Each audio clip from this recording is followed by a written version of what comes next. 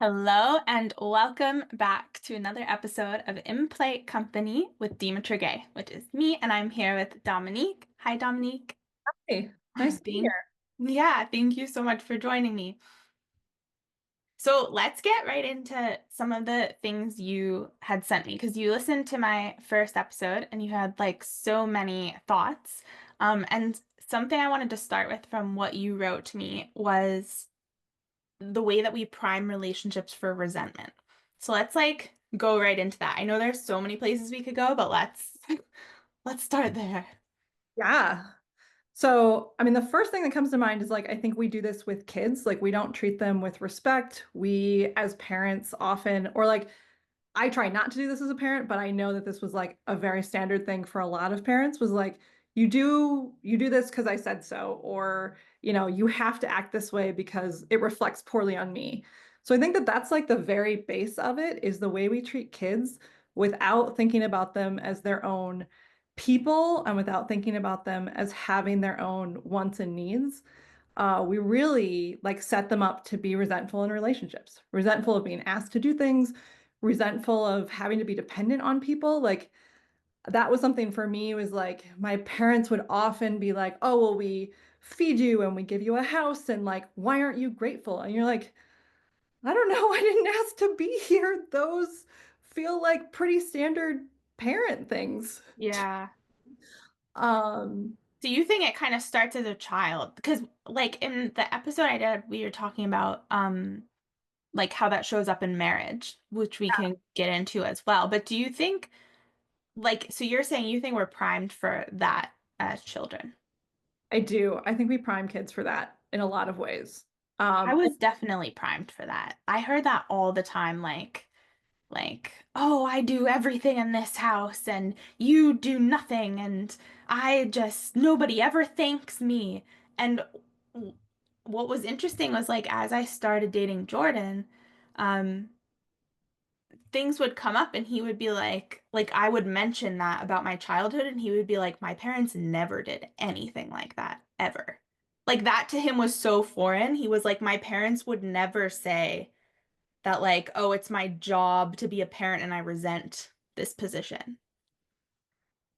which is mind blowing because I think every parent I knew did it to their kids when I was growing up. Um, but we have intentionally like really tried not to do that. There are like a couple of things that I'm like, this is on the like do not say to your kids list as far as I'm concerned. And like, oh, I do all this stuff for you and you never thank me. Like, they're kids, they're not supposed to thank you, you Well, know? I mean, we didn't choose to be born, right? I think it's interesting. People seem to completely miss nowadays that they're choosing the responsibility of being a parent and what that means. And you're a mother of two daughters. Yep. Yeah, we can, so everybody knows. Yep. And I'm not yet even a parent, but I watch it and it's just like there's so little responsibility taken for the sacredness of this choice to be a mother and like the sacrifice that that actually requires and how it's not like this martyr sacrifice. It's like I'm choosing this beautiful thing and like what else is life about other than that? Yeah. And I will really say, like, for me, being a mother has been like the greatest honor of my life. Like, watching these two, they babies turn into like young women. My kids are now 12 and 9. And like, watching them, someone asked me at some point, like, oh, how do you have such great kids? And I was like, well, they start this way. And my real goal in life is to not screw it up. Like, to not make them feel bad about who they are, to not make them feel bad about, to like always let them know how much of an honor it is to be their parent, and how wanted and loved they are. And, I grew up in this family where like there were six of us. My mom will gladly tell anyone that only two of us were planned, which is its whole other like We didn't even want to have you. Were you a planned one?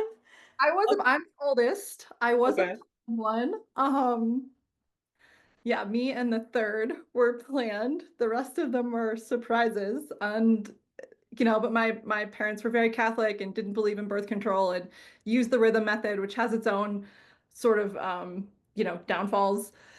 Um, And, they'll also talk about how they were overwhelmed at 4 and, knew they shouldn't have any more and still had 2 more.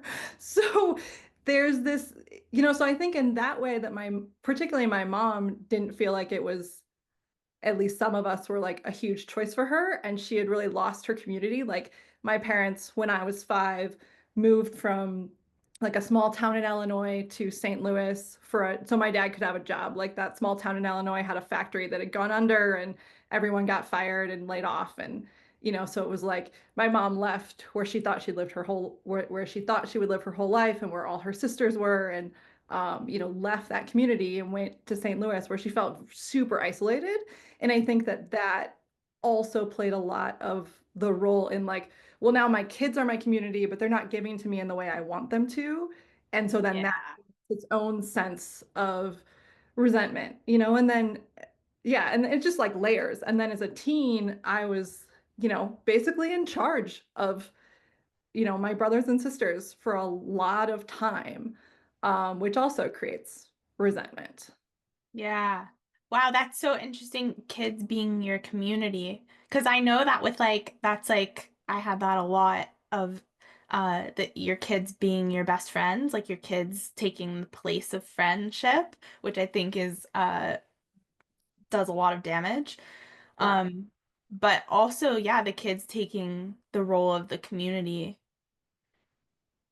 But I mean, I think in bigger families, so I was thinking as you were speaking about the Amish, because I have had a bit of an Amish fascination lately of just like I read a couple deep dive pieces on them and how I think the average birth rate of an Amish woman is like 6 or 7 kids.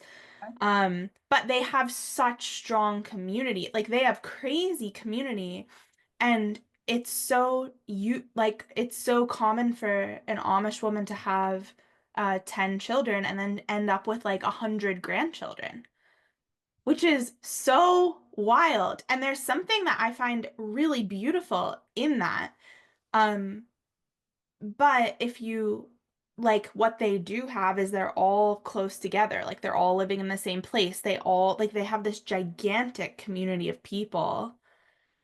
And so like if you don't have that and you move away and you're completely isolated, but then you have all these kids, it makes sense that like so much of that responsibility is gonna fall onto the children if you don't uh sort of take precaution to form that community. Yeah. Right? Yeah, and I mean that's another thing I thought about when I listened to the Fair Play podcast was like how transactional so many of our relationships have become, and then the way that that plays out in more intimate relationships as opposed to making them um yeah, just more like they become more transactional and less like built on this foundation of trust and being on the same team. And I think a huge part of that is because we lack that greater community around us that is like allows us to really feel what relationships are supposed to feel like. Well, define what you mean for everyone by transactional. Like when you say our relationships have become more transactional. Yeah, so I mean it came out really clearly in the Fair Play podcast where you're talking about like, oh, like we're holding these cards and like we divide them between each other and like It's like a business. Like, it's oh, we're just dividing up our, yeah, yeah, and I've had this conversation, like I thought about this a lot of like when I was a kid, someone would have a baby or like my mom broke her leg when I was in 7th grade and people from the community from our church like brought us meals for like 6 full weeks. Like yeah, someone every night would bring a meal. They like, and now someone at work will have a baby and someone will send out an email and be like, please donate $50 to this like food fund so they can get Uber Eats. And you're like, that feels so weird to me. yeah, Like I want to like bring a meal and see the baby and like do the community thing. Um, yeah. and it's How so do you feel as an aside about like scheduled meal trains though? Like, do you mind? Because like personally, I don't know if there's a better way, but I kind of hate the like now you're on a schedule, everybody has a day to feed this person, and now I'm on this day and I have to do it. Like it just feels so annoying to me that I just don't want to do it at all. I can see that. I actually have never been asked to join a scheduled food train. Okay. Um, I'd rather just like if it's somebody close to me, I'd rather just show up when I can and like support them and ask them what they need. But when it gets so regimented, I guess I never even compared the two, but it is similar, the transactionalness of the fair play thing to me too, where it's just like now everything is being very, it loses some of the relational aspect, I guess. yeah, and a lot of the flexibility. Like the part where you guys were talking about like, oh, if I'm planning dinner, I can't ask my partner to like pick up something from the Yeah. like I do most of the cooking and like Dylan's thing is to call me and be like, "Oh, do you need anything? I'm headed back from here. Do you need me to pick up anything?" And it's one of the ways that he really feels like he gets to like help out and be supportive. And often it's like the last thing I want to do when I'm like, "Crap, I'm out of milk or we're out of eggs." The last thing I want to do is like run to the store Yeah. 2 minutes from my cooking or whatever else I'm doing. So if he's already on his way home, it's like the best. Well, I thought it was absurd that her suggestion in the book for that kind of situation is like call somebody else. Like call a friend or like call like whatever you do, don't call your husband. I was like, isn't that what this relationship is for? Like we're a team. Yeah, yeah, yeah, And like so like she was so concerned with like, but then we might forget the blueberries this week be of cause of whatever. And it's like, well, I don't know, maybe sometimes we mess it up and we forget something, but like either way, we're still why aren't we working together on it as a team? yeah. And like I think about like we don't live close to any friends. So, Which is so common now. really common now, right? Like the place where we could buy a house is far away from school, it's far away from work, it's far away from a lot of things. So it makes way more sense for the person who's driving back to my house to pick up the thing. Um, yeah, because there's like no one really to ask as far as a friend goes. Yeah, and it was a funny thing to listen But to. even if there was, it's still kind of odd to me. Like he's gonna pass the store on the way home. Why can't he just pick it up? And I think that that's part of marriage. Like sometimes Jordan will ask me to do something or stuff, and I'm like, oh, I don't want to do that right now. But you like that's part of being in a household together. Yeah, Do you think? totally. I totally think it's part of being in a household together. And I think that like the flexibility of that and the fluidness can be really, really beneficial to everyone. Yeah, we're all working together. I followed. I don't know if have you heard of Jill Winger? No. I followed her for a while. She was a big like homesteader. Like she has the Prairie Homestead or something. Is her website. She has a pretty big brand like homesteading and but she built her business and all that. And they raised kids out on this like homestead in Wyoming or somewhere where they get crazy weather.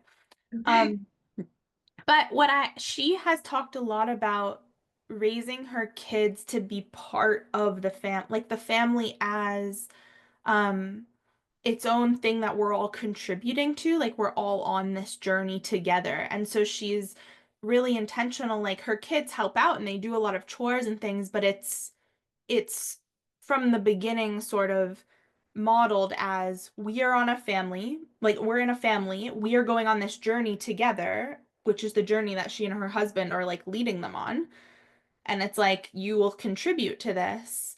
And then everyone like feels good about their roles and what they're doing. And that's super different than like when I was young, we didn't really do chores even. Like every once in a while, my mom would get mad and like reach a breaking point and be like, everybody's now doing chores. And she'd like make a list and we would all have things to do. And it would last from my memory. I don't know, little kids' memories are fallible, but like from my memory, it would last like 2 or 3 weeks and then it would like fall apart and we didn't really do it. I never had the sense of like my parents had a mission that Yeah. we're like a unit working together to accomplish something. It's funny because I think about like if we are a unit working together to accomplish something, you actually have to give those kids a voice. So Yeah. this is one of the things that we do. Our kids get to pick out a meal once a week, and then they're the executive chef, and we call them that. And Huh? so they get to work with me in the kitchen. They read through the recipe, they make the grocery list. Usually I grocery shop, but sometimes they go with me. and then they are the executive chef, and we don't get a veto on what the, so like my 9-year-old might make chicken nuggets and mac and cheese 2 weeks in a row. You're like, okay, that's what we're doing. Um, so there's that piece of, if I think about myself as like in charge, then I don't want them to pick out stuff. But if I think Yeah. all working together, and like the goal is to really raise kids who can stand on their own 2 feet in the world.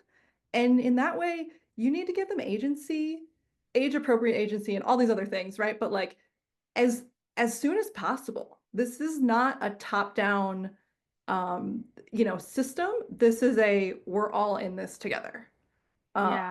and I think about that a lot. Yeah. I'm having a memory coming to mind of like I feel like there were a lot of things pushed out, and I'm not blaming my parents. Like, I think I think all parents, for the most part, really do their best and they love their kids and they want the best. Um, but I can remember too just little moments that stick, even if it's not intended, where like anytime I spilled something or like if something like crashed to the ground or whatever, my mom would come over and sort of like push me out of the way and just be like, I'll just like clean it. Like I never had to clean it up, which I think is quite different. Probably, some kids might have gotten screamed at and made to clean it up. Yep. But to me, and so like on one hand, it was nice to have it cleaned up, but also there was like this message of like, you're not gonna do it well, or like, just like don't even bother.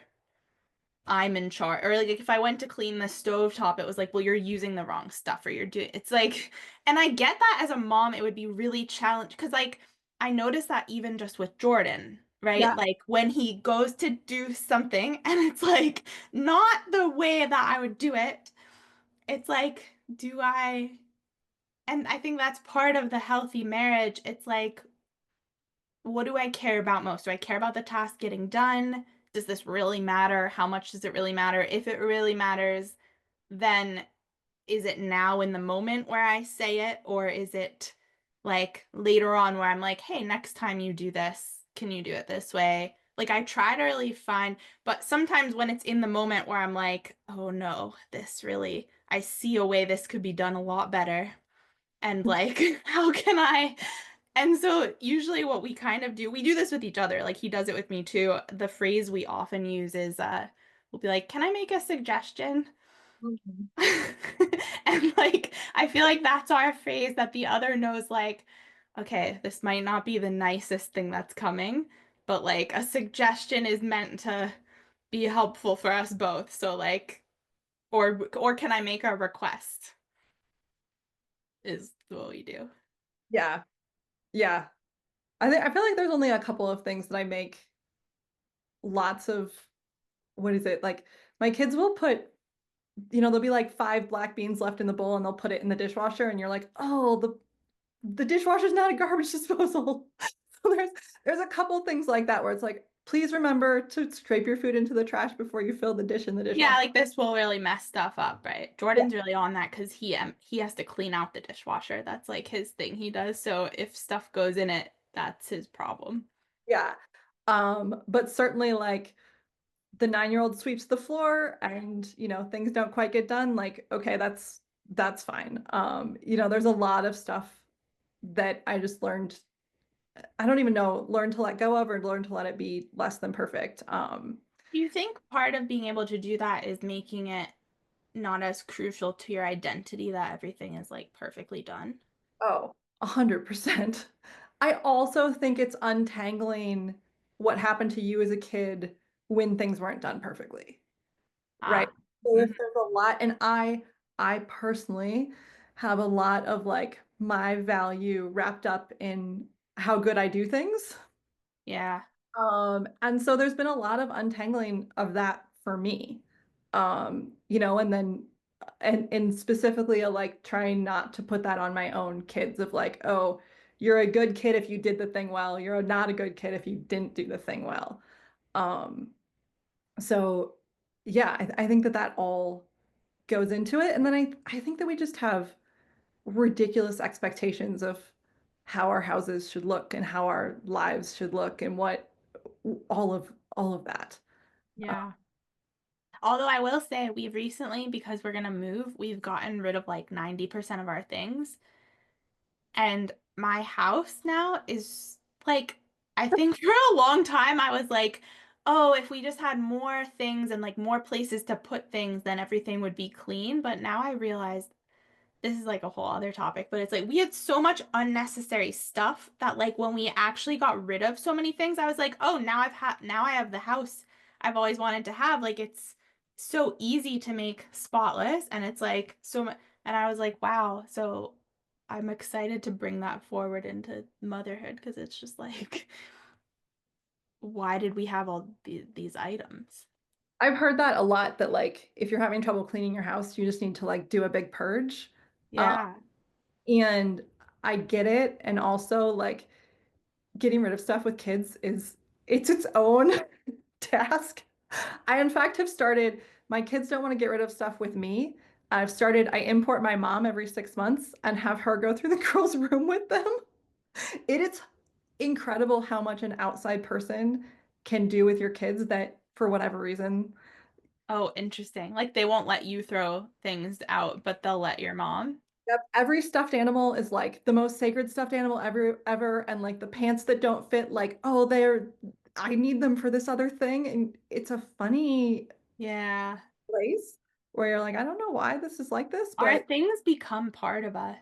they I do. had a lot of like when we started doing it, I was like crying. I was like, "Oh no, I can't. Like these are all parts of my life." And then the next day I was like, "No, they're not. It's time to just get rid of all of these. Like why am I carrying my life?" But I guess maybe you have to start it from the very beginning. Some people have rules of like if we buy a new toy, we get rid of like 5 toys or something. Yeah. Oh, I've heard lots of strategies, like one in, one out, or like, a quarterly purge, or and all of which I'm just honestly not disciplined enough to do. So, Yeah, yeah, yeah. Well, so I want to kind of come back to I'm curious about you have a 12-year-old and a 9-year-old. How are you thinking about parenting as they go into being teenagers? Because you know what's so weird is like I think about like now you say, "Oh, I have a 12-year-old and a 9-year-old," and I'm like, "That's so young." But then I think back to myself at 12 and I'm like, I got my first period at 12. I was like learning about sex at 10. Like you start to like realize that you're a sexual being, I think around like 10, 11. Like, and it seems so weird now because it feels so young, but I didn't feel that young then. yep. So like, and I know we had talked ahead of time a bit about the like feminism, sexual liberation kind of world. Like, how are you thinking about all this as your kids move into being teenage girls? I am struggling with it hard. So, I mean, the first thing is my 12-year-old is now an inch taller than me and 2 inches broader in the shoulders. And she gave me all her hand-me-down shoes and shirts from last year. In fact, the jacket I am wearing is from her because she's like, it's too small now because she's too broad in the shoulders. Your husband's so My broad. husband, very broad in the shoulders. Yes. Yeah. Yeah.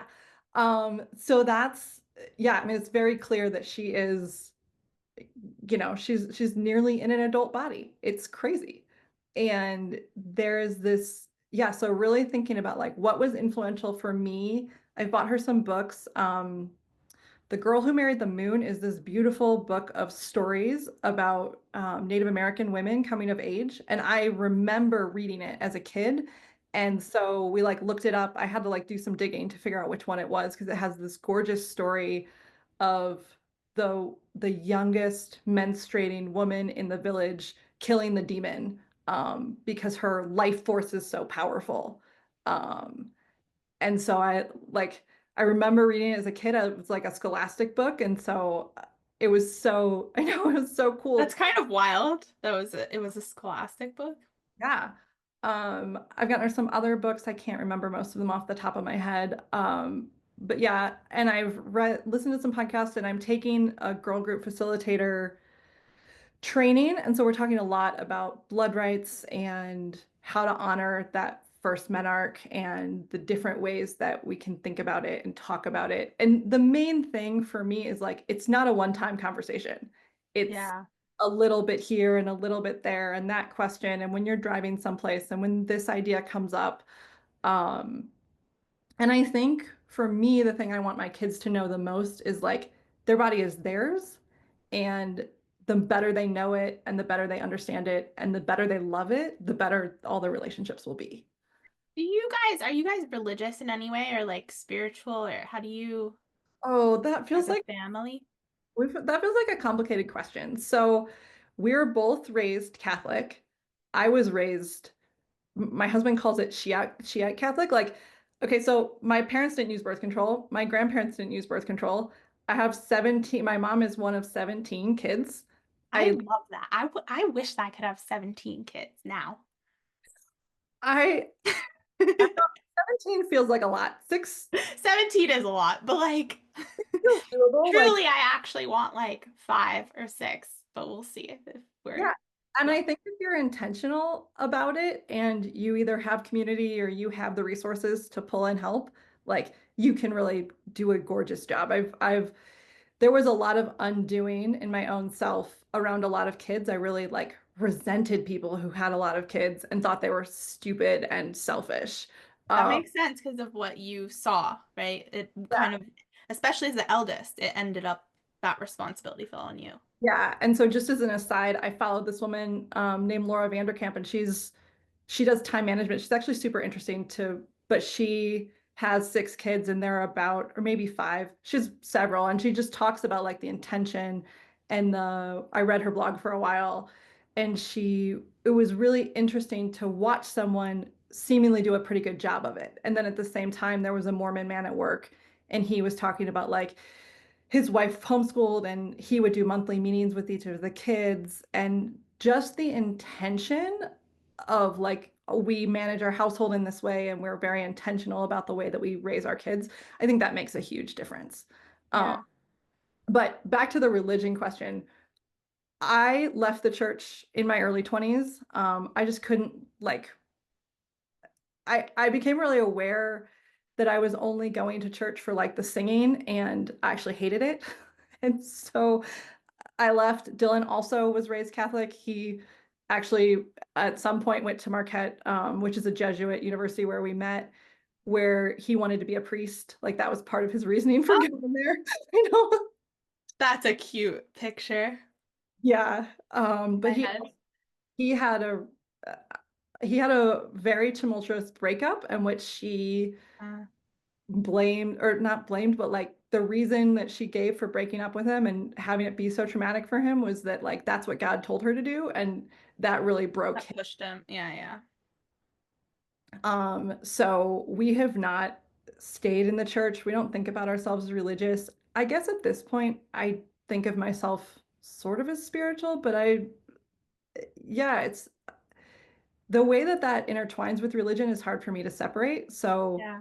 So I'm asking because I've been thinking a lot this year about how different it is. So I started reading the Bible like in the last year because I was curious. I was like, I've never actually read the Bible. Like grew up going to church, but my neither of my parents were super like this is the way. They weren't really religious. My dad was super open, like consider everything. Um, but in reading the Bible, I started to be like, what the Bible says is not like the Bible talks a lot about sex actually, and a lot of it is really beautiful. And I feel like what it actually says is very different than often what churches or priests or like these groups end up making it into and teaching. Because I know so many people who have like religious trauma and they have stuff around sex because of religion and religion just being like, sex is bad, don't have sex, like this just intense shame, it's a sin stuff. And what's been interesting to me is I've just been exploring like the differences between what it says versus what people are end up being taught in a church. And I think something that has stood out to me that I feel like I'm still exploring is, and we when Jordan and I recently we made a like sex program for women in November or the last fall. Mhm. And what we tried to bring in for the first time was like there's like a sacredness to our sexuality and to our bodies that I think is real. Like there's this beauty to it that I feel like was never taught to me because like there's sort of the side of don't have sex, sex is bad, like never have sex till you're married, just like bad, bad, bad, shame. But then there's like the flip side, which I really went into of like liberation, like there's no such thing as virginity, and you're just like your body is just yours and do whatever you want and just be free and have tons of sex. And it's like that worked terribly for me. Right. And so I think, and like as I've been learning a bunch, um there's a real beauty, I think, in the way when it's framed properly of like the sacredness of like sex has meaning. It's beautiful.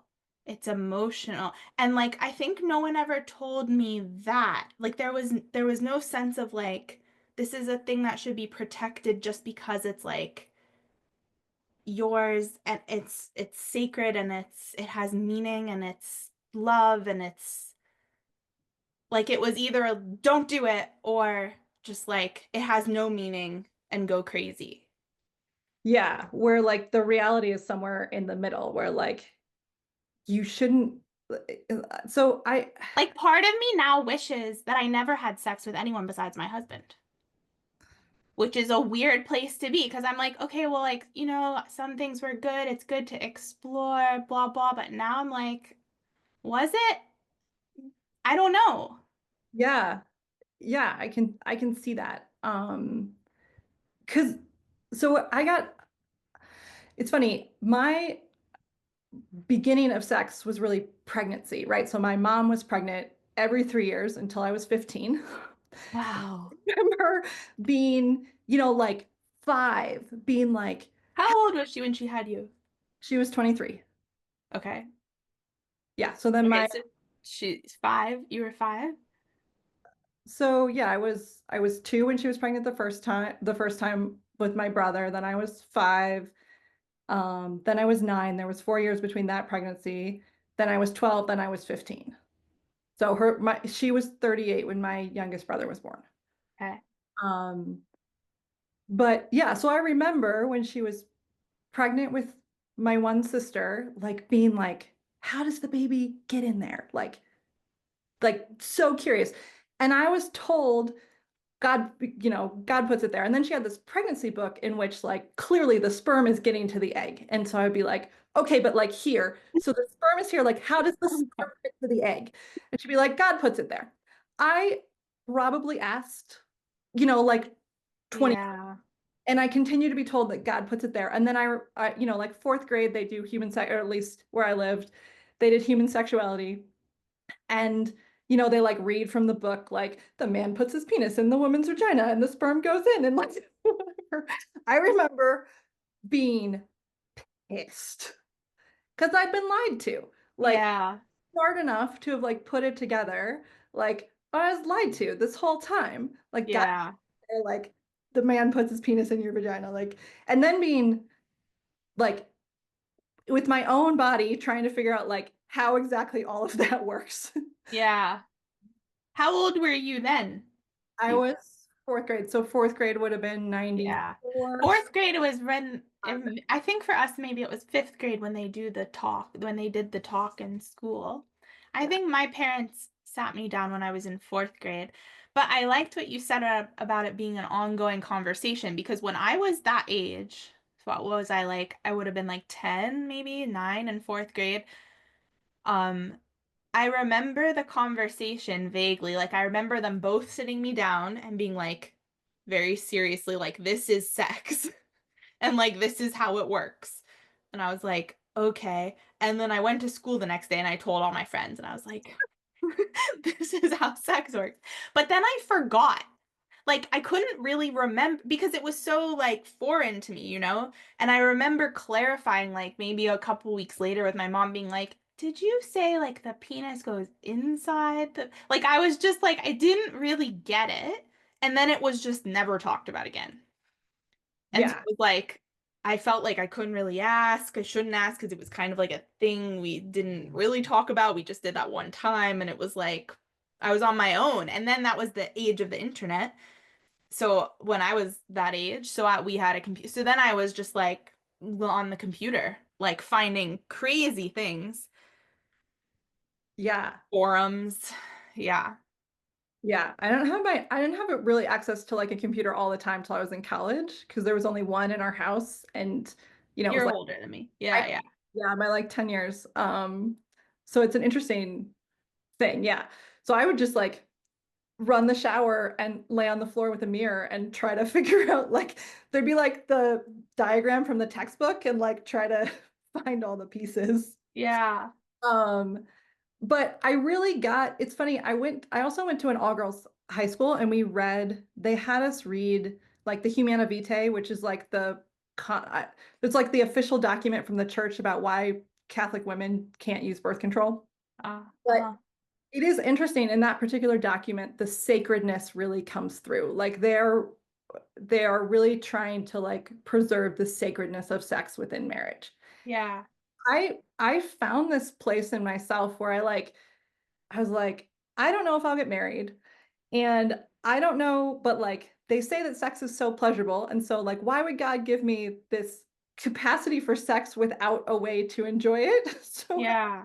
I just was like, I like worked my way into, well, masturbation is fine, basically Yeah. what I got myself to. And like, um, and there was a lot of talk about male masturbation in like the youth group I was in, but it was never what targeted towards the women. Yeah. So it was a little bit like, well, it's not okay for the boys to do, but I guess it's fine for me to do. So Yeah. Um, yeah, and I do think that like being able to like deeply connect with my own body in that way, I had a lot less need for that validation from boys. And I think I was protected in that I went to an all-girls high school. So we did hang out with boys, but it was like often in a group and often with, there wasn't as much opportunity, I think, for me. Um, And then when I went to college, I was pretty excited to like be away from my family and just like live my life. I actually wasn't that interested. I didn't date very much until I graduated, actually. Um, Yeah. but I do think that that served me well, like really understanding the sacredness of my own body and really being able to take care of myself. Um, yeah, because I have very few sexual experiences other than with my husband. Yeah. There has to be, I think, like a why behind the rules. Yeah. Because like when it's just like you just shouldn't do this. It's like, well, why? I don't know. Guess I'm gonna have to find out why not myself. Uh, Yeah. I just kind of went crazy. Like I didn't have sex till I was almost 18, but I remember being like, I want to have sex before I turn 18. Like I had some sort of like, oh, I don't want to go that, but I hooked up with everyone like before. Like I didn't have sex with them, but I like my friend called me like a foreplay whore because it was just like this like I just had no like I was just like I don't get emotionally attached. And I thought that that was the case, but looking back, it was obviously not the case. Like I desperately wanted someone to love me and feel safe with someone. It was just like such a self-protection mechanism through my 20s too. Luckily, like I did end up having boyfriends consistently anyway through my 20s. So it kind of protected me from just going wild, but I was still doing all this, like, I was super in this sexual liberation.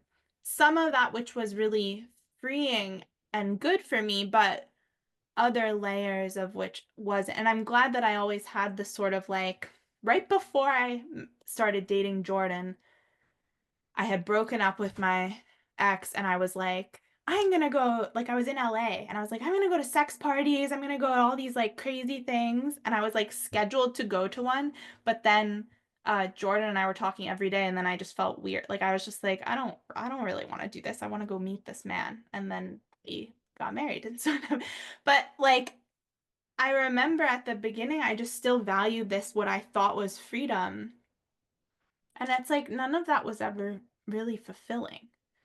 Yeah. And I do feel now, even though I had some beautiful sexual experiences with my boyfriends, long-term boyfriends, I still now I'm kind of like, I understand the idea of only having sex in marriage, even though I think in our current culture, it's like it doesn't fit as much. Like it's harder to do and understand and like I don't know, but I think about it a lot because now I'm 32 and I'm like I don't feel how felt. Like I don't think any of that was really liberating for me in the way that I felt it was at the time. So there's this funny thing. My kids are obsessed with this music epic, and it's like a musical rendition of the Odyssey. And in it, I know this is random, but it'll connect, I swear. Well, I think it's funny that your kids are obsessed with a rendition of the Odyssey. Also that. Um, but Odysseus sleeps with like Calypso and with Circe, right? So the two goddesses, and then his wife is like at home fighting off the suitors. Like that's what's happening. And so my kids, we were listening to it, and they were like, okay, so like his wife can't sleep with anyone else, but he gets to sleep with whoever he wants. And so we had this like really beautiful conversation about like it actually is different for men and women. Like, yeah, he physically sleeps with Circe's and with Calypso, but his whole like goal is to get back to Penelope, to his wife. And, if Penelope sleeps with someone else, there's like a whole other set of things that happen. Um, Yeah. and we also talked about, because that's something I really felt in my own experience of like, I had like a one night stand where it was dumb and I should not have done it. And We um, all but I remember leaving and being like, oh, I don't trust that guy at all. And like sex is actually awful if you don't trust him. Um, But it's weird when everyone around you and like society is telling you that that is it's not, it's great. It feels, and like you kind of, I think, end up being like, well, what's wrong with me that I don't feel like I'm supposed to be feeling great here? So I guess I do. Yeah, and that's an interesting point of like actually trusting yourself and your own feelings as opposed to letting everything else tell you what to do. And going back to like how we treat kids, um, I think we override kids on what they say they feel all the time. Like, Yeah. oh, I feel cold. You can't be cold. It's 80 degrees outside. Or like, Yeah. the kid wakes up from a nap and they're like, oh, I'm still tired. And you're like, you just took a nap. Why are you tired? Whereas you almost, as at least I as a parent had to teach myself like, oh, you're cold, like what do you want to do about that? Like that's okay, it's okay to be cold, or it's okay to be hungry, or it's okay to be sad, whatever the thing is. um and so I think that there's that too, where we want to help our own kids trust their own feelings about things so that they can make decisions that are really good for them, as opposed to letting everyone else's voices override their own intuition. And I think we build that from a super young age. Uh, Yeah. yeah. So, but the conversation with my own kids around like Odysseus and Penelope ended up being about like women, there's a sacredness to sex for women that I don't think all men feel. And it's your responsibility to protect that for yourself. Um, Did you read? I know you had mentioned to me Louise Perry's book. Have you read it I as well? haven't, I Okay, haven't, I have read it. I read it recently. I heard her interview on Modern Wisdom. And so I know like her like top line sort of pieces, but I haven't read it. Um, it was a great read. It's called The Case Against the Sexual Revolution, I think, for anyone listening. But um, yeah, it put words to a lot of what I've been feeling, but she talks specifically about that in there. And Jordan's actually reading it now because I wanted him to read it. He wants to read it, but I want to be able to discuss it with him because that is one of the points so she uses the term, I think, sociosexuality which is, she uses that to describe the trait of like being able to have sex with a large variety of people without like the emotional attachment, like wanting that. And she says that while there are outliers, like some women could be highly sociosexual, she says that in general, like men tend to be like there are way more high sociosexual men than there are women. And she describes like there might be some evolutionary reasons for that. Um, but what was interesting to me, I was like to Jordan, I was like, "Do you think this is really true?" And he does not. And we haven't been able to have like a full conversation about it because I want him to read the book. But he was kind of the opinion that like he was like, "I think it's very few men that that actually works for." Because someone could have said Jordan has had sex with like hundreds of women because he had like a crazy 20s phase. And he's just like it was all just avoiding pain like in himself. And so he actually doesn't, I don't know, like he, from working with so many men, he just doesn't really think that that works for the majority of men either.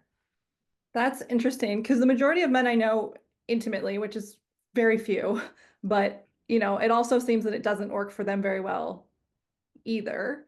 But Yeah. and I feel like Jordan would be the person to know if it works well for men. I mean, he's worked with so many and he has so much of his own experience.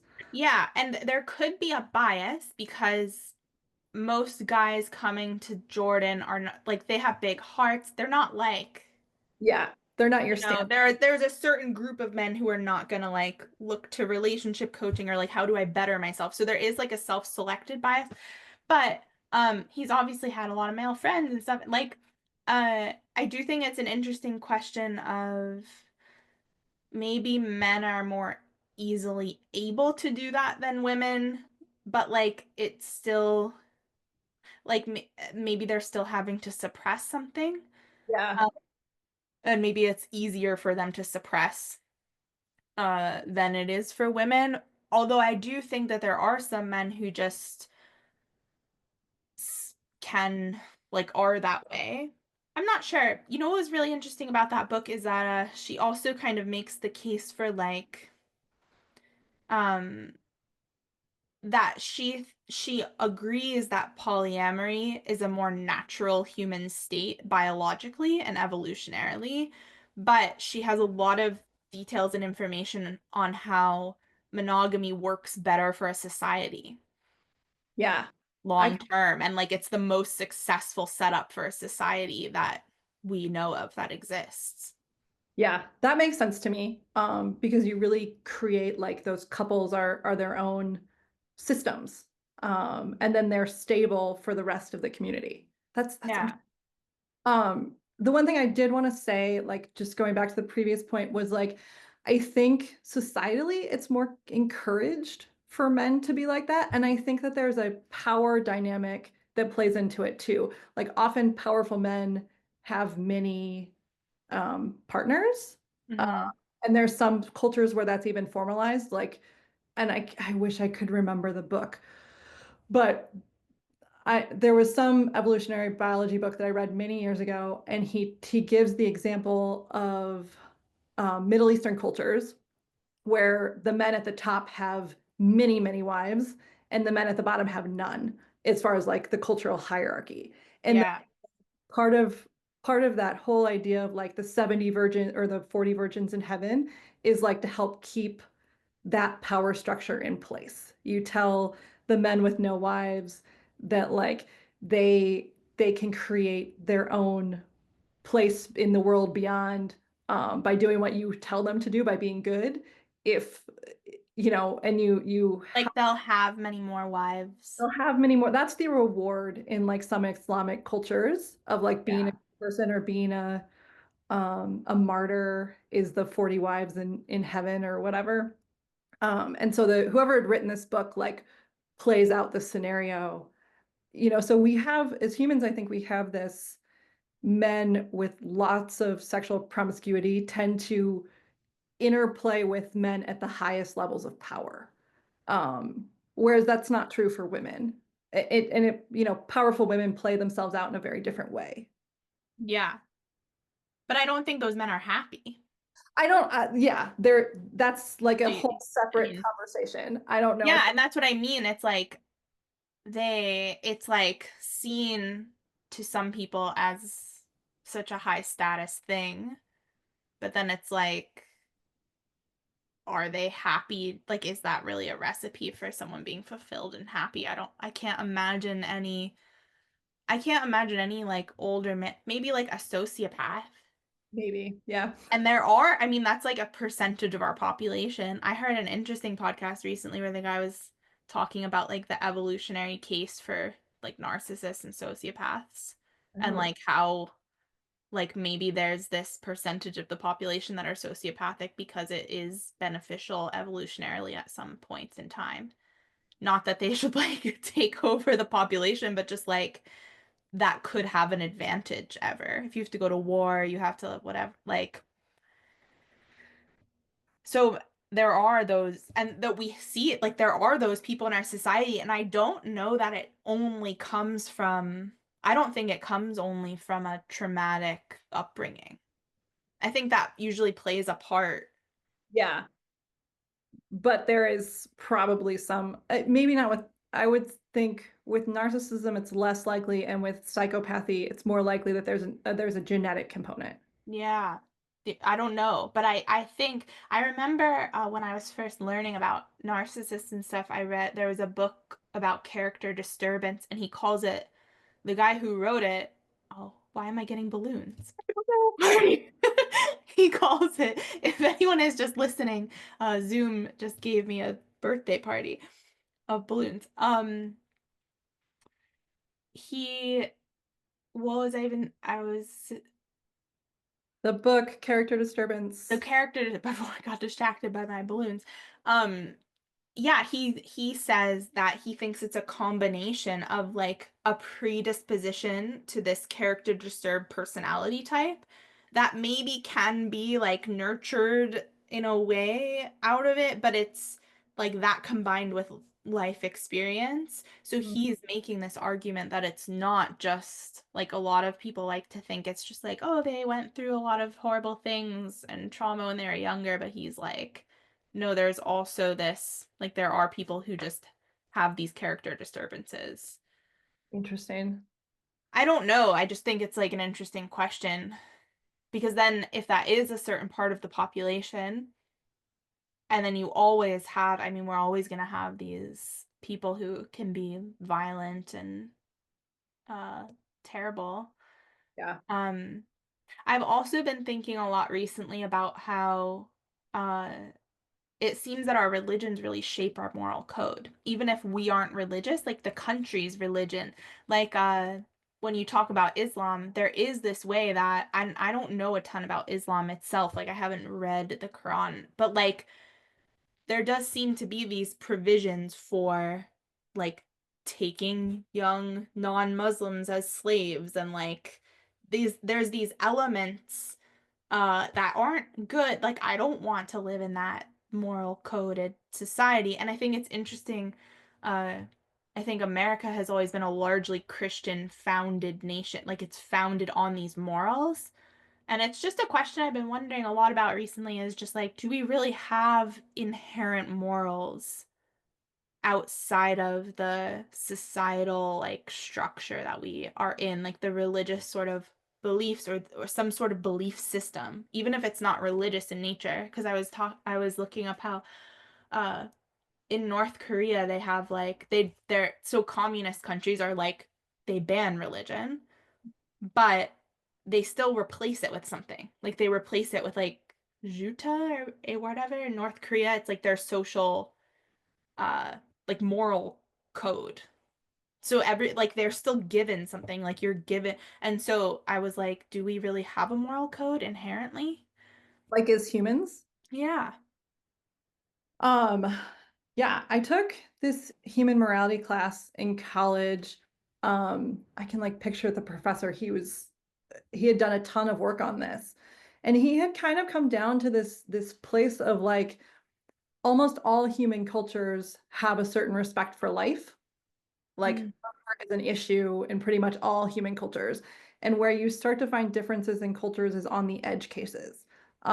Is euthanasia of someone who's very sick okay? Is infanticide of a child of a mother who already has five and is having trouble taking care of those five? Is that infanticide okay?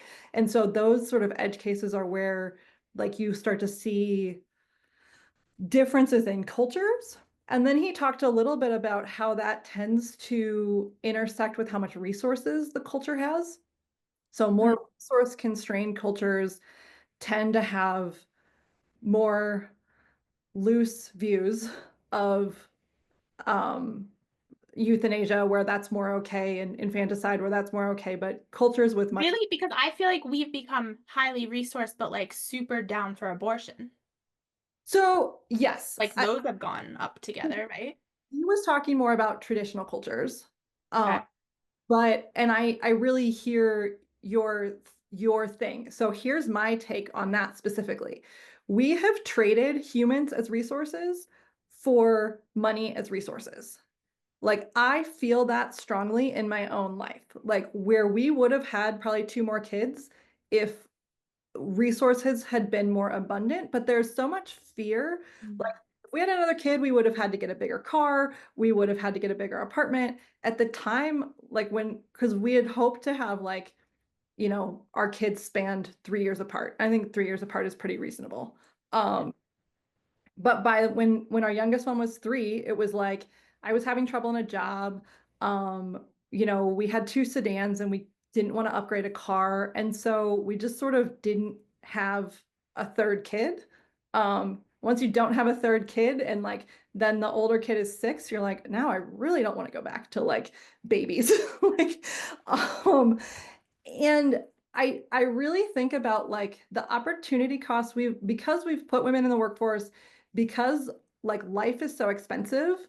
Um, and I mean, there was a point where our daycare bills were more than our rent. Um, so like those basic pieces of life, car, house, daycare are super expensive. Adding more well thinking about like, oh, I would take a 6 week break or I would take a 3 month break. Like it was like, how would we do this? Um, but I do think in our modern culture, we've really traded, because there was a point where like you had kids to work on the farm and to keep the community going and to like kids were an asset once they were Yeah.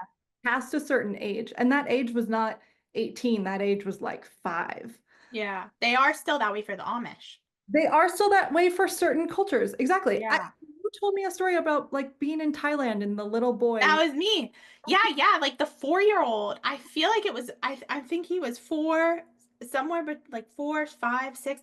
Yeah, fed me. Like the woman, he didn't speak any English. The mother had to go somewhere. I was in like rural Thailand and up like with the indigenous, I guess, sort of tri Thailand people. And the kid had a knife, made a fire, started a fire, fed me lunch, took me to the waterfall where I could bathe. Like, and I was like, I'm with this child and he's taking care of me. Yeah. Yeah. We shelter our kids too much in the US, and we make them, and this like all intertwines, right? So like if you don't think your kid can really be themselves or do things by themselves until they're 12 or 18, well then they're going to be a bigger burden as opposed to in a different place and time where like they really are an asset much earlier in life. And I think we've really traded like the expense of kids for, yeah, like I'm having trouble giving this idea like a full thought, but like Yeah. we focus too much on the expense, and we don't think about them as assets, and they're not assets in our current modern world. And so because they're not assets, they're just expenses, it's much harder to think about like having a bigger family. And I think I think it like all connects together and creates this system where it's very hard to have big families. It's very hard to, because even the woman who the um homesteading woman you were talking about like clearly thinks about her kids as assets, Yeah. and as a full part of the household. And like we can do that in our own household, but like the kids still need to get driven to school and they still need to get driven to their activities. And we just don't live in a place where like they have the freedom to walk or ride their bikes to those places yet. Uh, Yeah. Do you wish you had done it differently now? Not in terms of like, I don't really believe in like regretting like spending time on that, but just in the sense of like, if you were to do it again, would you think about it differently? I I don't know that we could like if I had known what I know now about life and myself and being a team with my husband and like and my own trust in the universe, I think we would have had a couple more kids. Um, Yeah. but I do think at the time there was lots of scarcity mindset and lots of like collapsing in on myself and really, Dylan and I really felt like each other was the enemy or the problem for a lot of those like intervening years. Yeah. It was hard for a lot of reasons to go from the transition of one kid to two kids. And I think we would have had a really hard time navigating any more any more kids. But if I could like take my consciousness and my Yeah. who I am now and give it to my 30-year-old body, like yeah, we definitely would have had more kids. Yeah. It's challenging. Even at my age, feel sometimes like I wish that we had started having kids like right away. Like I was 26 when I met Jordan. I'm like, what? But because that wasn't valued, like there's this kind of toss up between I like who I am so much more at 32, Yeah. but there is this like it's hard to imagine like I couldn't have known I wouldn't be as good of a mother as I'll be now at 26. But there is still this way that I'm like, it was never, there wasn't this value placed on it for me. Like by our society, by anyone around me, everyone was championing. Like when I met Jordan, I was still like, I don't know if I ever want to get married. I don't know if I want to have kids. Like I'm questioning that now too. I always thought I did when I was growing up, but then I got into my like big feminist phase, big like liberation from everything phase, and I was just like, who knows? Maybe I don't need that. You don't need kids to be happy. You don't need a family. That's so stupid. That's just and when we got and Jordan got that too, but and from a different direction because he got like the man version, which was like I want to make a ton of money and I want to just like have as many lovers as possible, and that was sort of the direction. When he met me, he was more ready to settle, but like we spent like I think now I'm like if we had both had this value instilled in us of like have kids young, like start at like having kids is the best thing you can do and like do it early, like start a family, do um then maybe we would have had kids like a year like we knew we moved in together right away. And instead we spent so many years being like are we financially ready? Are we ready to like Jordan's like, I want to have all the money we're gonna pay for the kids' whole life ahead of time and like feel safe. And I'm like, I don't know if I'm ready to like be a mom and your life ends. And now I'm like, I wish that we started so long ago. But then there's also the flip side of like I see people who get married to the wrong guy and they start having kids young and then they're a mess. So I'm like, well, I don't know.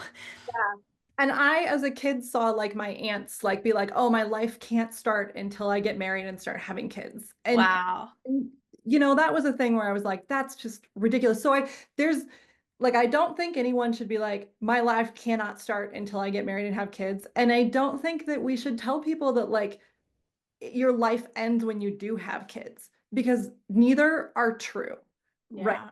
Like I really feel passionately about this. Like you as your own individual can make huge differences in the world, and there's nothing more human than having kids. And the ways that like the first couple years are hard, like when they're real babies, but and I remember particularly when the first one was born, we lived in Flagstaff, which was a small town. You could pretty much take your baby anywhere. So like we'd go to bars and sit outside and she'd be strapped to my chest. I just wouldn't drink, right? Like in nurse her in the courtyard of this beer garden. Everyone else, we'd hang out with our friends. Like that part was really fun. And it there's your life continues And there's a way in which you can really integrate your kids into your life. And I think the more you integrate your kids into your life, the better experience it is for literally everyone. Um, Yeah. so that's that piece. But I do think you have so many more options when you start young. Um, Yeah. so we did, Dylan, it was actually really important to him that we had our first kid before I was 30. And so we came back to the States. I didn't want to have my kids living abroad. And so we came back to the States and yeah, she was born a couple weeks before my 29th birthday, our first one. Um, and, we really did. We had many years to, we had plenty of time to have a second, and we had many years where we could have had more. Like we talked about before, we didn't for a variety of reasons, but it's only in the last year that I'm like, oh yeah, this door is now closed to us. Like I'm 42 this year, so that's just really not unlikely that we'll have another. And Some women do. women do. I saw a post this morning of some guy being like, "My wife's pregnant for the first time and she's 44." And I was like, "Whoa." Oh, my mom had my youngest brother at 38, and my grandma had her last baby at 42. So it's highly likely I could if I wanted to, but I'm actually I will say, life opens up a lot as a mom when your youngest turns 8. There's something about their like they in our modern culture, they can do a lot by the time they're 8. And so my life has really opened up a lot, and I'm not willing to No, to you don't want to go back. don't want to go back. Um, yeah. Yeah. Yeah, but life does not end, and it actually really bothers me that we tell people that, and I think that that also plays into the resentment of like, well, if my life ends as the woman, then I want his life to end too as the man. And I Yeah. think that that is also this like we're not really on the same team, tit for tat sort of idea that's within our culture on relationships. Yeah. Because like you have a baby and you're nursing, your freedom does change a lot, whereas it it feels very much like his doesn't. Yeah. Yeah. I think too, it seems important to, I notice a real difference between like the women who don't really have any sense of self outside of the children. Versus like my older sister, I think has done this really well. Where I see her like she still has goals in life and like her daughter goes along like her daughter gets to like learn from those goals and like she knows like mommy's doing these things and like these things are exciting and the family is still doing stuff together. Like it's different than the way that I grew up. Where I felt like my mom didn't really have a lot of interests outside of us. Like we were her world, Yeah. which, was nice, but also like there wasn't really any modeling. I think there was a lot of I sensed always, I think, in my mom that her life sort of ended when she had us, and then we became her life, but like I think there was I think there's like buried resentment there. I think it's a Jung quote, and I'm not going to get it 100% right, but it's like the greatest burden of a child is a mother with an unlived life. Um, Yeah. And and it's bringing those things together, right? Like you can have so many kids and still like be living your life fully and with joy. yeah, and it takes planning and it takes intention and it takes really being on the same team with your partner and having a community that you can rely on. But I think it is 100% doable.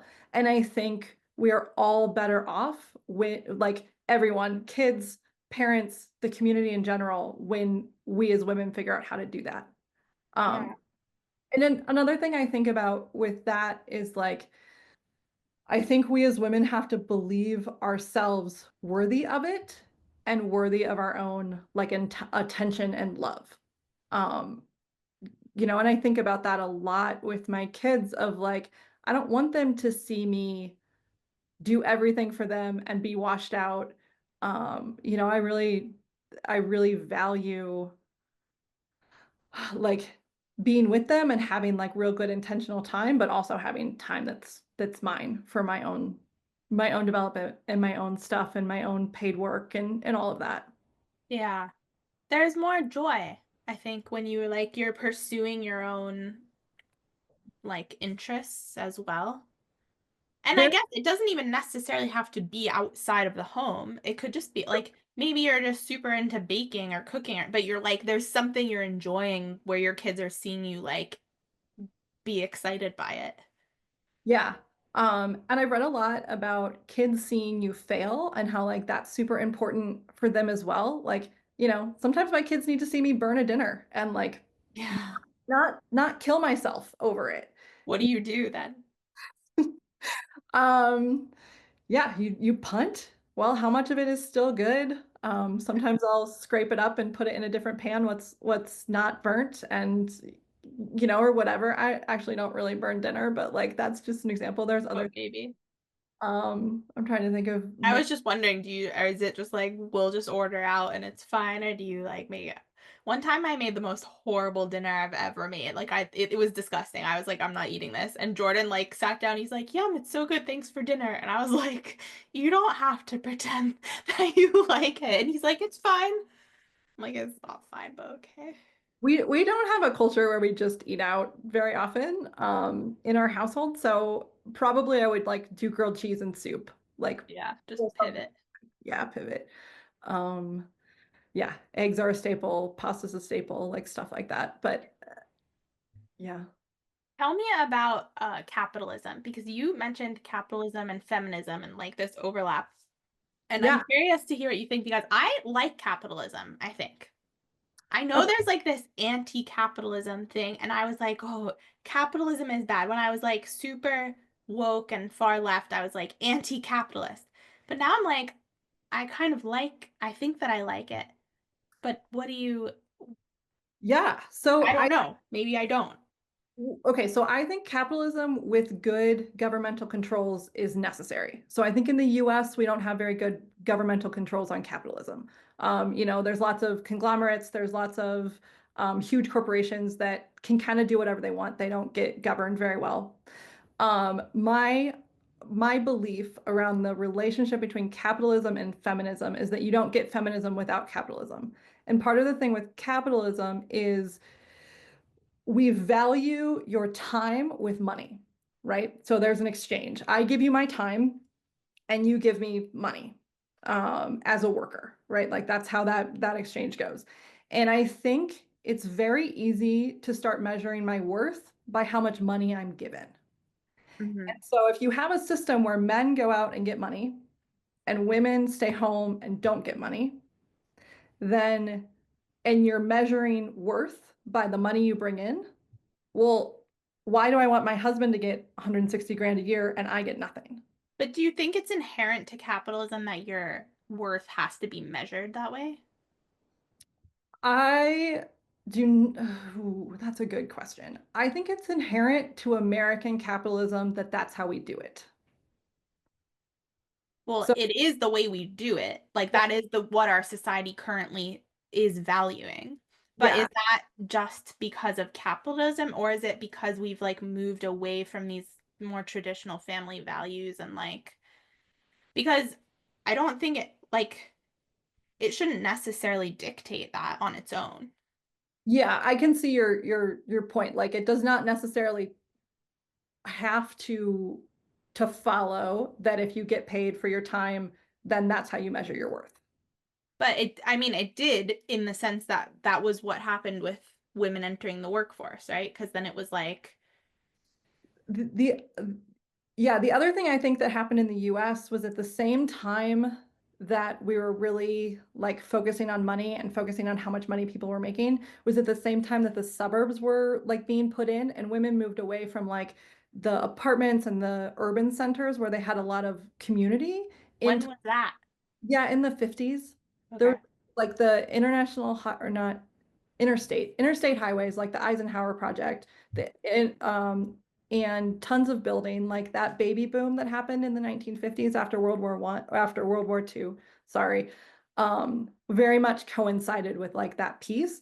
And I think women got really lonely, your community's gone, you're really lonely, your husband goes out and has a job where he's like with people and doing stuff all day. You're kind of isolated with the kids, and then there becomes this like ripe place for resentment. Like, I don't know why I'm so unhappy, but I'm just unhappy. And then I think The that community is gone, you think? the community is gone. We're living in small, nuclear family units. I'm supposed to be dependent on him for everything, and that doesn't ever feel good. I watched my own parents where like for a long time my dad made very little money but he was the only one who worked. And so then my mom's management of the money was really important.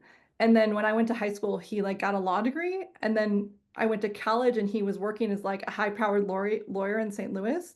And he was suddenly bringing in like 10 times what he'd been bringing in before. And then he would use it against my mom, where he'd be Mhm. like, well, I make all the money, so you need to do what I say. And that Oh. did not go well. But I think that part goes along with like this sort of devaluing of women, It does. Yeah. right? And it seems like another thing that happened around that time too is birth control got introduced in like the 60s. Yeah. And so I know that also played a huge role in like suddenly you're free for the most part, obviously not entirely, but you're free of this like reason to not just go have sex and like go like Yeah. to not focus as much on family. You're free to not focus as much on family, and you're free to control when you have your kids. You know, Yeah. you have a sense of control that was much stronger than what it was before. Um, yeah, so I think sort of all those things come together, but I really think feminism is a response to like I think it comes from like loneliness of women in suburbs, but is a response to I feel devalued because my husband is bringing home the money and I'm not. Um, But wasn't it that way before? so I I think that this is this trajectory where money becomes more and more important in our modern world. Where, prior to say World War II, you had a lot of people living on farms, small towns all through the US, I think much more community. And if you weren't in a small town, you were in like an urban center. There wasn't sort of this suburban place all over, like no matter where you lived, you were part of a stronger community. And I think the woman, like, I mentioned to you the book, Women's Work, the First 20,000 Years, and she Mm. paints this picture of women in like groups of like 20 weaving together and spinning together and working together to make cloth. Like, she talks about the long days in the winter of doing this when you're not outside and you're, in like Denmark and in these places. Um, and so I really think, and like I find in myself like this longing for more of a community. And I do think the lack of community really drives some of these places. And then for feminism specifically, I think it really got co-opted by like corporations, like, oh, we can just get better workers from women out of, saying it's for feminism and again to the like it doesn't actually make most women more happy to like work harder or be more high powered. Um, I think that there's a level where like I have independence, I'm bringing in, a certain amount of money. I'm not trapped in a marriage where I am unhappy. I could leave if I wanted. Um, but that's separate from like, oh, I just need to be the best worker bee I possibly can be. And Mm. I think that like feminism specifically like in the 90s and into the 2000s really became about like mining women for as much work as they could give to corporations. Hmm. That's an interesting thought. I also was thinking like, it sounds like a lot of traditionally women's work was pretty early on. Like suddenly it started to get handed over to machines Yeah, too, right? Like so things that like you would be spending a lot of time doing at home, suddenly you don't have like suddenly you have a washing machine and you have like all these things and then those things are sold more and more to you as like you don't have to like do these things anymore. Save time. These things are tedious and annoying. I can like picture these sort of ads from like yeah, I don't know when, like early 1900s, like they're selling these things to housewives, right? Like, yeah. buy this tool and never do this thing again. Yeah, certainly washing machines, but like you would get together with the community and wash your clothes Yeah. together, right? Where so it wasn't, there's this trade-off between I'm working together with people to do a thing versus I'm alone in my house and I just push a button. One is like satisfying and communal and you leave feeling fulfilled, and another is like, oh, I just press the button, right? Hmm. And I do think that I think it happened slowly enough that it was hard to see, and I think it just became this like aching part of women, and then it came out as feminism, but that wasn't really, it wasn't intentional to think about how to make women's lives actually better. Yeah. It was sort of just like a rebellion. It was almost like I see this other person having things I want, and so I just want to be like them, as opposed to I want to feel into what's actually good for me. And I Yeah. I think that ties into the sex thing too. Like, do all these things like a man, work like a man, have sex like a man, that'll make you happy. And it's like it's not what makes me Well, and happy. every time they've studied that, they've proved that like we're pretty bad at knowing what's going to make us happy, just Yes. like as a species, right? Like when every time they do those kinds of studies where they look at like people thinking like, oh yeah, I know what I want and that would make me happy, it's like it never is the case. Yeah. Well, because what actually makes us happy as humans is the longer term, harder thing. It's the Yeah. 15-year marriage. It's the children. It's the like working on a project like that makes that has a big impact, but do you want to sign up for a project where you're not going to see any results for a whole year? Not really. Like I, People, well, not anymore, right? That's been a huge shift in our culture. yeah. Is the and I just think especially now with like our attention spans getting short, like digital everything, we're more and more trained. There's a lot of entitlement. And I think it increases, it seems to keep increasing. Like Jordan and I talk about this often where there'll be people who like you see this a lot like in the coaching world or something where people are like, I just want a six-figure business, but like I don't really want to have to do anything. Like I think I should just be able to make my own business and like, oh, it will just magically appear. But I don't really want to. And then you're like, well, are you showing up consistently every day? Are you putting out content? Are you talking to people? Are you connecting? Are you doing stuff? And it's like, well, I don't really feel like doing that, or like, oh, I've done it for a few weeks and like it's not working. And there's this sort of like, I should just be able to have it. And I think, I don't know where that comes from. Uh, because I don't think that I've always inherently had it either. Like, I think it's good to be shown that it's a good skill to be able to work, like to have this long-term plan and work to build something that's gonna, to think more long-term in that way. But it seems like that's declining. Yeah, I think so. And I think we don't teach, I think it happens on a bunch of levels, but I think we don't teach kids to like think about it in the long term. Yeah. Um, I think we teach kids, and I remember this from being in school, right? Like, just get to the end of the semester. Like, you just have to do this thing for 5 months, and then you're at the end of the semester, you get a grade, and you're done. And even the transition into like a workplace for me was hard because it was like, well, when do you finish the thing? Like, it's like, well, you don't. It's just an ongoing process. Yeah, and I think that definitely happens, and I think I I read something or heard something. I must have heard it on a podcast, but he was talking about the danger of like YouTube shorts for kids. Mm.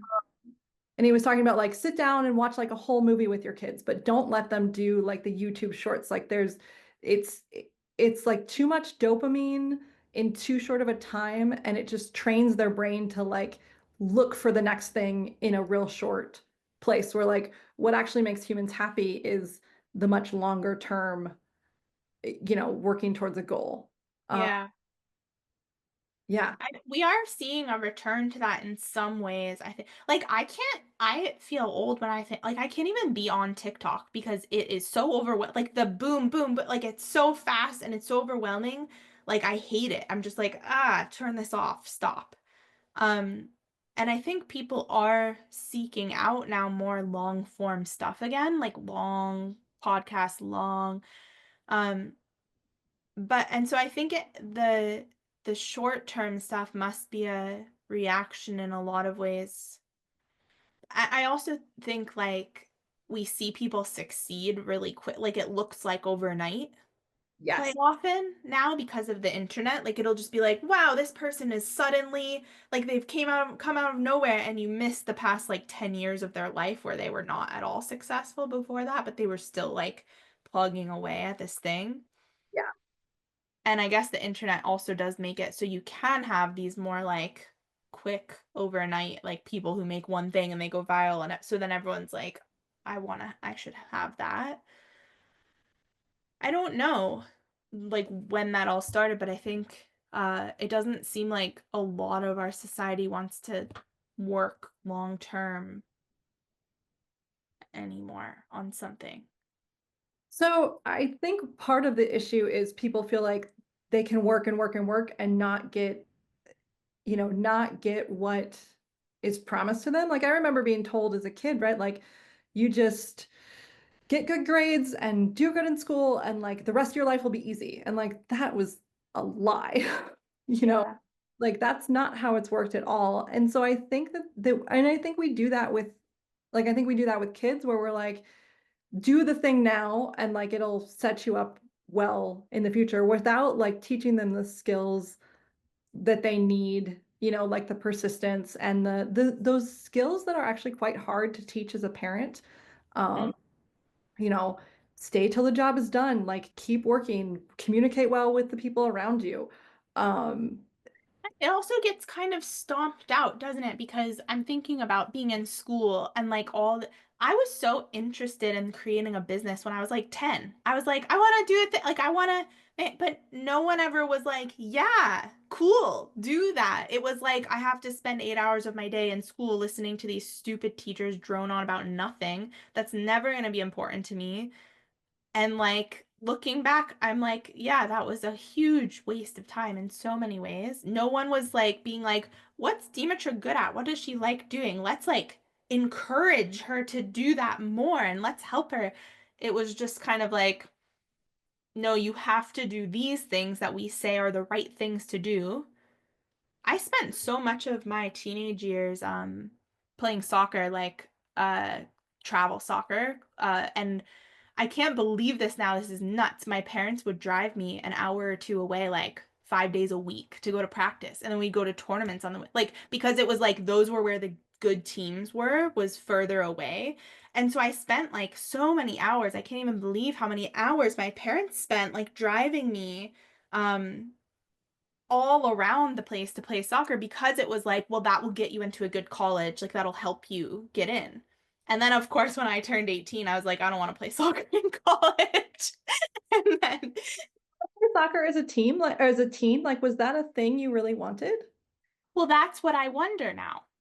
Okay, I see. I don't know. Like no. So, uh in the sense that I think that from very early on, I noticed that what was really valued was like when I did something well, when I excelled at something. So like I played piano, that was like I was really good at piano and so they like my parents really encouraged I had to play piano. I did all these things. I went played in Carnegie Hall. I like did I love piano? I'm not sure. Like did I love soccer? I don't know. I think there was a way uh where my parents could believe that I loved those things because when I was good at them, it was like that was where I was loved and valued. It was like, this makes everybody proud of me. So, like, I should do this more. But that wasn't what I loved the most. Like, what I loved the most was poetry. Like, I'd write poetry in my free time and, like, just write these poems and be like, look, mom and dad, I wrote this poem. And it was kind of like, okay. Like, I think that had I really had everything really been valued and open, I think that my path would have been a lot different. I don't think I wanted to go, like, there were things I enjoyed about soccer. There were things I loved about playing soccer, but like, did I want to spend hours after school every day traveling to practice and then traveling back and then going? Like, that was, I think it was more of a thing I felt pressured to do because it was like, this is what's going to help you in your life, so you kind of like have to do it.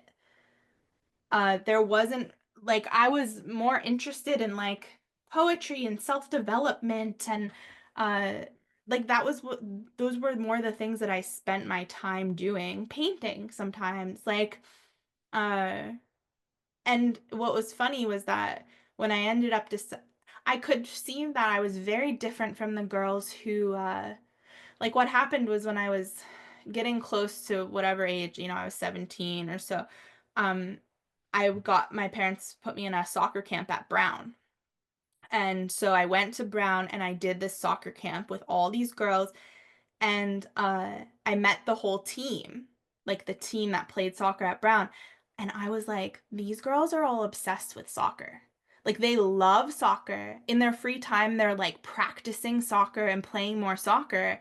And their whole lives are soccer and they love it. And I don't really care that much. Like I was never like, oh, let me practice my skills on my own. Like I don't care. I didn't want to do that at all.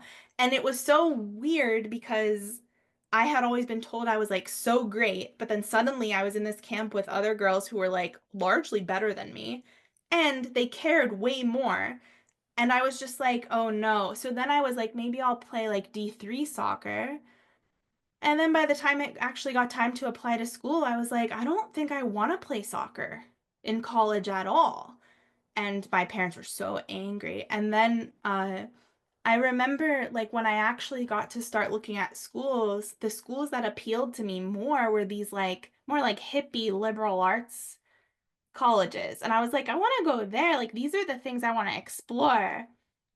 And so then there was like this whole kind of conversation of like, well, you have to go to a good school and you have to uh and then my brother's accident ended up happening soon after. So everything got thrown upside down and Yeah. I went to four schools and quit them all. But like I think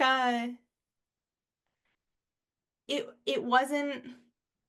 I think I really want to homeschool our kids, and something I really want to do is introduce them to a wide variety of things and see what they are naturally interested in, and then like really encourage that. That's part of the reason I want to move uh back to the East Coast is because there's so much available in a driving distance around um that we just don't have here. Like we're so isolated. I would love to be able to like have one of our kids be interested in some part of history and then be like, "Well, we're gonna go drive to this city and like let's go to this museum and like go like take these field trips and like go do all this stuff." But Yeah. Yeah. So I think there's a couple things that stand out to me. So one is um there's like this agreement your parents made in their own head that they didn't actually talk to you about like, well, we'll support your soccer and then you'll get a scholarship and do school that way without like really feeling into whether that's right for you at all. The yeah. other thing that really stands out to me is there's no like, man, every time like signups come up for something, we like sit down with our kids and we're like, okay, are you interested in doing this? Is this something you want to keep doing if they've already been doing it? Like there's this conversation every time because kids are so dynamic that I think if you're not doing that as a parent, you're not like honoring their changing sense of self. Hmm. Yeah. But do you ever wonder, I've heard my sister talk about this a lot too. Like, do you ever wonder if your kids are like, what if in their own head they're like, well, I don't want to disappoint her, so I'm gonna like say this thing even though it's not really how I feel. Like, how do you, or do you just raise them in a way where you just hope that that like never has to happen? So I have actually checked in with them on that because we we've done this recently where we had a conversation about the double standards that were in my house growing up. And I asked them, like, do you feel like we have any double standards on things? Are there things you can't Mm. talk to us about that we would get mad about? And it was funny because they both thought like real hard about it and eventually came to the conclusion that like, no, they couldn't think of anything. Um, but I do think you can casually start that conversation and ask them, are there things Yeah. that you don't think, or, as a parent, you can really say to them, like, there's nothing you could say that would make me love you less. There's nothing you could say or do that I wouldn't still support you and have your back. Mm. So I think if you really work hard and intentionally at like creating that baseline, that you have to worry about that less. But I think the parents who someone said to me because I had like brought up that worry a couple years ago, and someone said to me like the parent who's worried about that is not the parent who's gonna find themselves in that situation. Huh. Um, Yeah. like the parent Right. worried about their kids not being able to talk to them about stuff is like actually not the parent who needs to worry about that thing. Yeah. So yeah, but I have checked in a couple times. Probably like try to do it every 6 months or so because I know that there's things that change for them. But yeah, I watch it, I pay attention to it. How has it impacted your family how much you have shifted personally? Because you talked earlier about like having a lot of resentment like in your early marriage, and I'm curious. Yeah, I mean, the family we have now is so different than the family we had, 6 years ago. Yeah, I mean, I've really worked to undo so much. So is my husband. So our relationship is probably the strongest it's ever been now. What And was the impetus for that? yeah, so I mean, we had a rough, I'm trying to think of the years. So probably from 2015 to 2020 were really rough years. I took everything he said as criticism. He took everything I said as, hard too. Like there was a lot of defensiveness, there was a lot of frustration between us. There was a lot of financial hardship. He went back to school. I had a job for 2 years that ended up not working out. I almost got fired from it. We had two kids at the time and very little family support and very little communal support. And yeah, there was a lot of fighting. There was a lot of real hard pieces. And I had a lot of, like I talked about before, a lot of scarcity mindset around time and money. I remember being on the phone with him and being like, there's just not enough hours in the day. Like, I just can't do everything that needs to be done.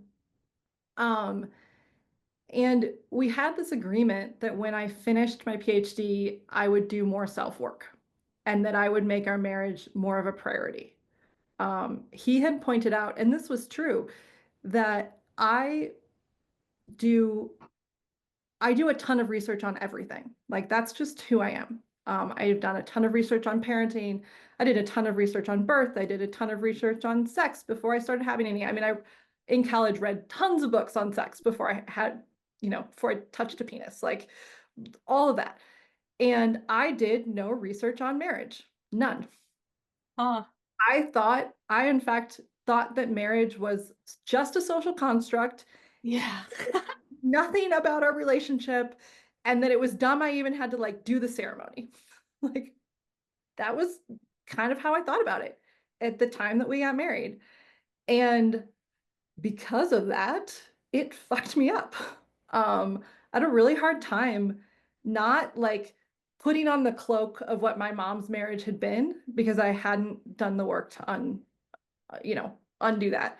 And so he said that to me in a fight in like probably 2017 or 2018, and I read every marriage book I could get from the library for probably a year or two.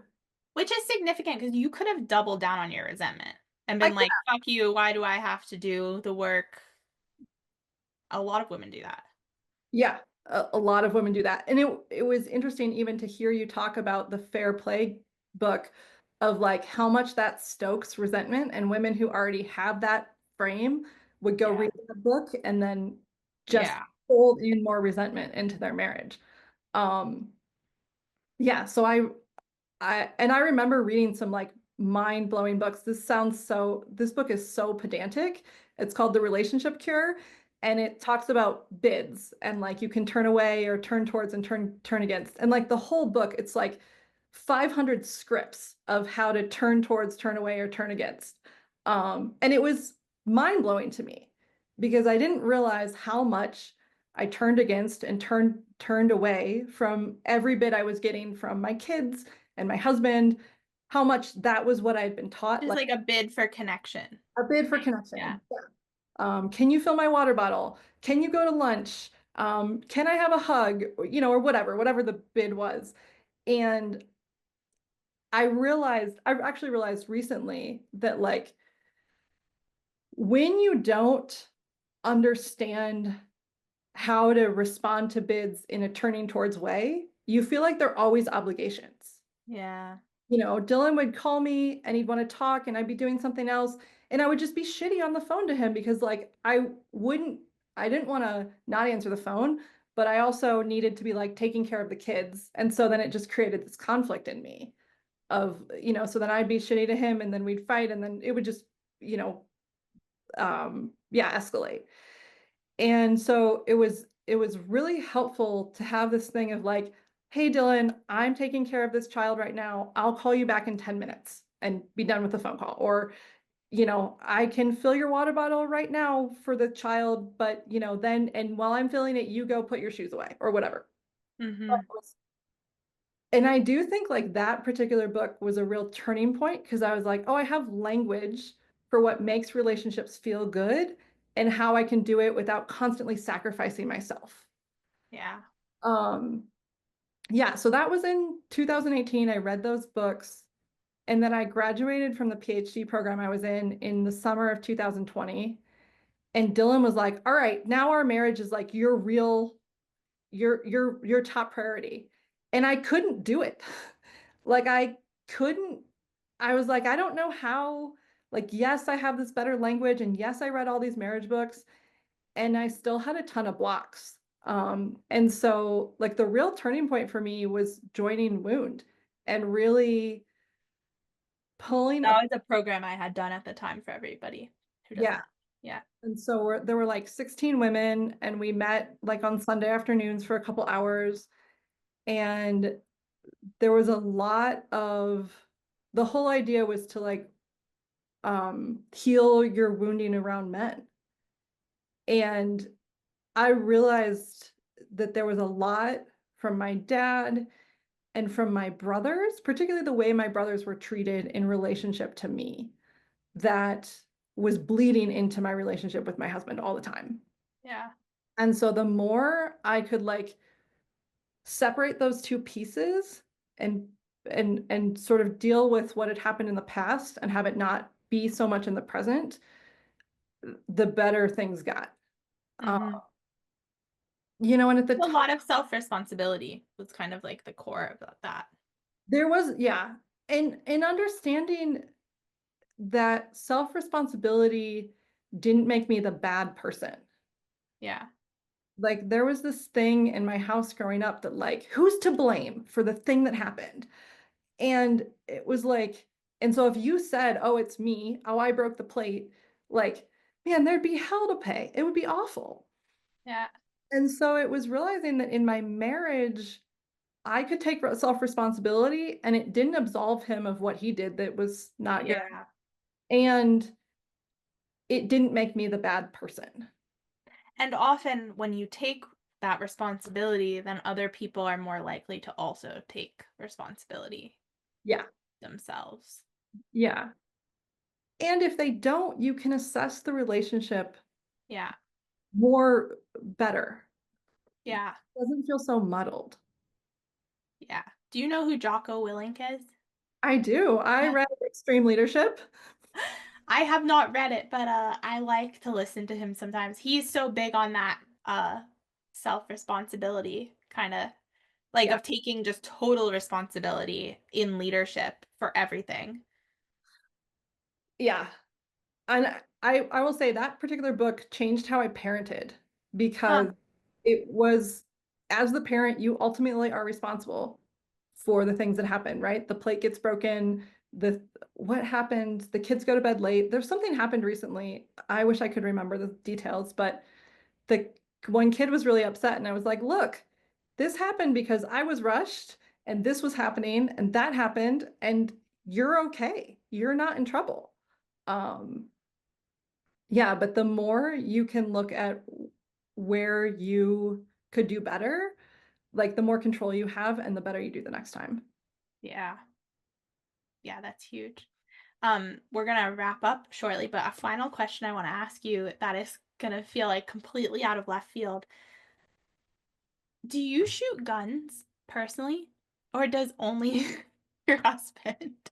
I don't think I've shot a gun since before COVID. I took a class when we lived in Scottsdale. So like 2017, I took an all women's shooting class.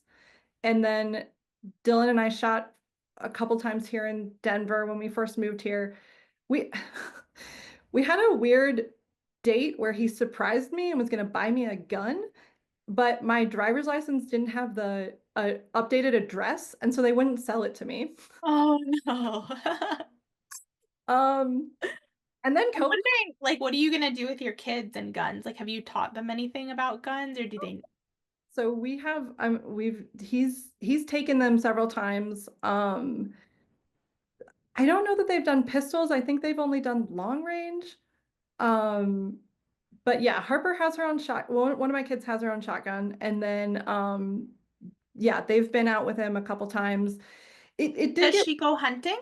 She does not go hunting. She wants Okay. to, and there is a place where Dylan has gone before with a group of men that do like a daughter-dad weekend. Um, I'm actually, I think they would have a hard time going hunting. I think that they would have a hard time shooting a live animal With the death. Yeah. with the death, with the consequences. Um, but I do think she has asked, it's been discussed. If she asks again, we'll probably sign them up for something. Yeah. My my sister has a 5-year-old who they did like a kids gun workshop recently where they just like show the kids how guns work and like what to do if you see a gun. And so they're like kind of going into that. And I was thinking about it earlier when we were talking about like the young kids with knives and how Mhm. we just shelter our kids a lot. And um, I think it's just interesting because Jordan and I shot guns. Like it was really my first time not ever shooting a gun, but like really actually like doing an hour of shooting. And it was so much fun. I can still remember how much I'm just like, wow, that was the most fun thing ever. I want to do it again. You guys Um, are impressively good for barely that's what having. they said. Well, that was crazy because Jordan went alone. He signed up for this gun workshop here on our island, and nobody else signed up besides him. So it was him and the two instructors. And so I didn't go because I thought like it'll be his thing. It'll go like he'll make friends, he'll whatever. And I wanted it to be his thing, but then he went and he came back like on cloud nine. Like he was just like so excited. It was like 10 p.m., which we're usually asleep by 8. He comes back and he's so amped and he was just like, that was the best thing ever. And I was like trying to get information. I was like, it was only you, like just you. And he was like, yeah. And they said like I have unusual talent. And he was showing me his things. He's like, I'm a great shot. And he said we're like it was 2 days long. And he was like, they said you can come if you want tomorrow. And I was like, okay, I want to come. So I went and it was just the two of us. And then I was also a very good shot.